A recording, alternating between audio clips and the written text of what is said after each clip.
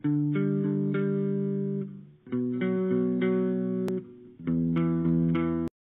everyone, my name is Jeff. I'm the first counselor of Setting Order Ministries. In this video, I'm going to talk about how the Setting Order Church got the keys of the priesthood and why this church holds the keys of the priesthood and why Thomas S. Monson doesn't.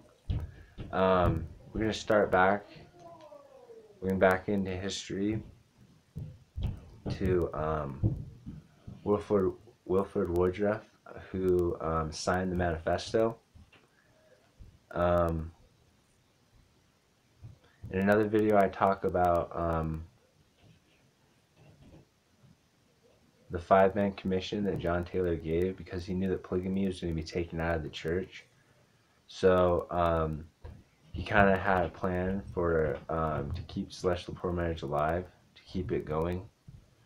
But after Wilford Woodruff signed the manifesto, that's when the keys turned, because they gave up the celestial law of marriage. And I'm just going to read what Heber C. Kimball says about celestial plural marriage. He says this: "Let the presidency of this church and the 12 apostles and all the authorities unite and say with one voice that they will oppose that doctrine, and the whole of them will be damned." So Heber C. Kimball is saying that once they voted and everyone raised their hand to vote polygamy out, that's the time that the keys were turned. That's the time that the church became damned. It became into a damned state and the keys were turned. And many people wonder, what do you mean by turned?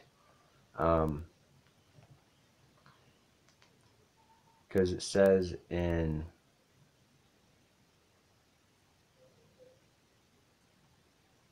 section 132, it says, "And I have appointed unto my servant Joseph to hold this power in the last days. And there is never but one on the earth at a time on whom this power and the keys of this priesthood are conferred." So Joseph Smith is the one mighty and strong. He came in the spring of 2012. So he would be the one who holds the keys in these last days.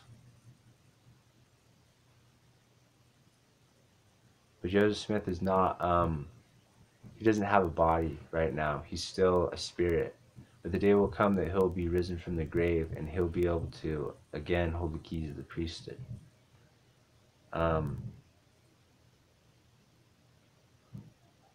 So that's why the keys were not taken off the earth. They were just turned. Meaning they were taken from Wilford Woodruff and put into the family line of Joseph Smith, which is my family line. So those keys went into my family's line to my great-grandfather. And from him, he died, and the keys went to actually my great-grandfather held the keys like a battery, carried around but not usable, without any cells. Like a battery, you know, you can carry it around, but without cells, you can't, it won't work. So he held the keys just like a battery without any cells. Then my great-grandfather died, and then my grandfather held the keys. The keys passed down to my great-grandfather to my grandfather. And the keys just since they weren't in use, they were turned. They just fall into the they stay within the line of Joseph Smith, because Joseph Smith's line is the royal line, the royal bloodline that goes back to Jesus Christ. So the keys would stay in Jesus Christ's royal bloodline, which is well, our line, my family's line. And so from my great-grandfather, the keys were passed on to my grandfather. Again, like a battery without any cells, usable but not carried around but not usable. Then my grandfather died, and then the keys went into my father's hands. And he, for many years, held the keys like a battery without any cells, carried around but not usable. Until in the spring of 2012, Joseph Smith, Jesus Christ, and God the Father appeared to man again, to the prophet of this church, which is my father, and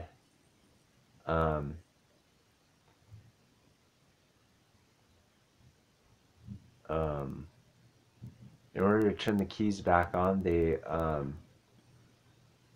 just needed to be turned on through the priesthood ordination, because my father held the keys from his father, because his father, after he died, the keys were passed to my dad, to my father, and then Jesus Christ, Joseph Smith, and God the Father commanded that we do the ordination to turn the keys back on. So one night we had a meeting, and we did the ordination during the meeting, and my dad ordained me to the apostleship, because he held the highest priesthood, the priesthood of Melchizedek. So he has the authority of all the priesthood roles, because it's the highest priesthood. And I don't know exactly who said it, but someone said that if the only priesthood left on the earth was that of an elder, he could carry the church through triumphantly, meaning he could restore all the priesthood, everything necessary to keep the church going in its fullness. And so my father ordained me to the apostleship with the witnesses of Joseph Smith, Jesus Christ, and God the Father. And then after he ordained me, I ordained my father to the presidency of the church. And by this ordination, the keys of the priesthood were turned back on, because my dad held the keys like a battery without any cells, carried around but not usable, until I ordained him to the presidency of the church. And after that, that's when the keys were turned back on. So Thomas S. Monson, he may claim that he holds keys, but he has no record or history of where he got the keys from, because Roland C. Allred says right there that the church was damned. What is the damnation? Part of the damnation is the turning of the keys. The keys were turned off. But in the spring of 2012, they were turned on through the ordination, which I gave to my father. And so that is how we have the keys of the priesthood.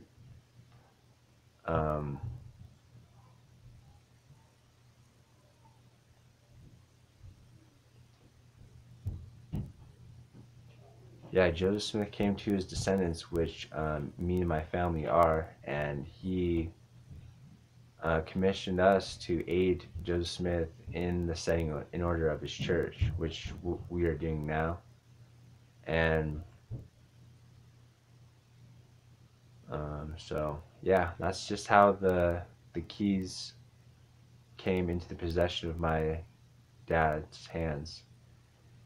And my dad was also a member of the mainstream Mormon Church, of Thomas S. Monson's church. Actually, it was Gordon B. Hinckley that I grew up with. Anyway, Gordon B. Hinckley, and Gordon B. Hinckley was around for a while. And my dad served a mission to Canada for 2 years. He served a 2-year mission. He gave the church a chance and everything, and then he found out about polygamy. He saw Tom Green, and then we moved here to Utah, and joined the AUB group. And we were there 14 years. And I have a whole nother video that talks about the AUB group and the FLDS group, how it was the same group and how it originated. So you can check that out on the FLDS page. But anyway, we came here, and my dad knew that celestial portal marriage was a law that needed to be lived in order to obtain the highest degree of the celestial kingdom. So he came, and he spent 14 years. We spent 14 years in the AUB group, and we learned the ways of the fundamentalist community and how it works, and also the corruption within it. And that was just a huge stepping stone, a learning, just a stage of learning that we had to go through so that we would know the corruption and be able to set the corruption in order, which we are doing now. So that's all been passed. We've been out of that group, out of the AUB group, for about 5 years now. And the setting in order has been going on for about 5 years now. And so after we moved here, then we quit going out to the group, and about 2 years or so after we were outside of the AUB group, the bishop from the mainstream Mormon Church of Thomas S. Monson Church, he came to my dad and just talked to him. He actually came to the shop, the barber shop, part of the United Order. You can check out the Draper Barber Shop page on Facebook. I'll post a link below. It's also, the barbershop is also part of the United Order efforts. But the bishop's counselor came into my dad's shop and talked to him and told him that they were just talking for a while, and what they concluded on is that the bishop's counselor told my dad that he would be excommunicated from the mainstream Mormon Church because my father would not support Thomas S. Monson and his church in abortion for the 5 reasons. I also have another Facebook page. It's called Mormons Against Abortion. You can check us out on there. So my dad would not support abortion for the 5 reasons, because abortion is murder, shedding of innocent blood, which is denying the Holy Ghost. And those who raise their hand to sustain Monson now take on the sin of abortion, shedding of innocent blood. And those who have had an abortion in Thomas S. Monson's church, they can actually be forgiven of killing their child, which God does not pardon. You cannot take life. Even shedding 1 drop of innocent blood, that's murder, and will go to hell for that. So all the members in Thomas S. Monson's church that sustain abortion, they will go to hell without exception. The only people in Monson's church that actually have a chance are those who just sustain Monson in abortion. If they repent and don't sustain Thomas S. Monson's church and quit going to their church and join the true church and be baptized in the true church, then they can be saved and forgiven for supporting abortion. But those who have already committed an abortion, there's really nothing you can do. I mean, 98% of all women after they have an abortion aren't the same. They live with the regret of killing their own child. So that actually creates their hell on earth already once they do that. So my dad would not support Thomas S. Monson in abortion for the 5 reasons. And the bishop said also said that my dad could not serve sacrament at home, which in the scriptures it says nothing about that. You can serve sacrament wherever. Um, and also for being neutral. My dad said for being neutral on blacks and having the priesthood. But he really knows that the blacks aren't supposed to have the priesthood. He just said neutral. That he was neutral on that. You know, he didn't want to like cause trouble. But yeah, so my dad was excommunicated from the mainstream Mormon Church for 3 reasons. 1 was for not sustaining abortion for 5 reasons. 2 was for serving sacrament at home. And 3 was being neutral on the Seed of Cain having priesthood. But the Seed of Cain cannot have priesthood right now. Brigham Young said that the Seed of Cain won't be able to get the priesthood until after the Millennium. Until after the Seed of Cain his curse is lifted and they are changed back to white, to their original glory. So right now, trying to give the Seed of Cain priesthood, it doesn't do any good. It actually, those who try to give the Seed of Cain priesthood, they actually lose their priesthood. So yeah, my dad gave Thomas S. Monson's church a chance. He gave the AUB group a chance to prove themselves. He's looked at all the other groups, the Kingston group, the FLDS group, all the religions, the Baptist, the Catholic Church, Atheist Church, all the churches, and they all failed. They all didn't have the fullness. And so my dad found the keys of the priesthood sitting in his own lap the whole time.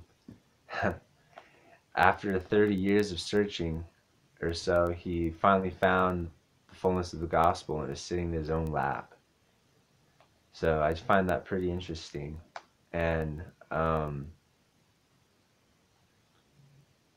so yeah, this is just a video talking about the priesthood authority and how my father, the president of the original Church of Jesus Christ of Millennial Day Saints, the original church Joseph Smith established on this earth.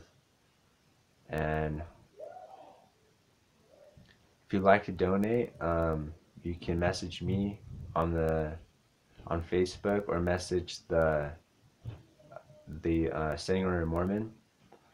The Standing Order Mormon also has a YouTube channel, so you can check out the YouTube channel. It's just type in the Standing Order Mormon on YouTube, and it should come up. So like, comment, subscribe, enjoy. Have a good one. Thumbs up. Peace out.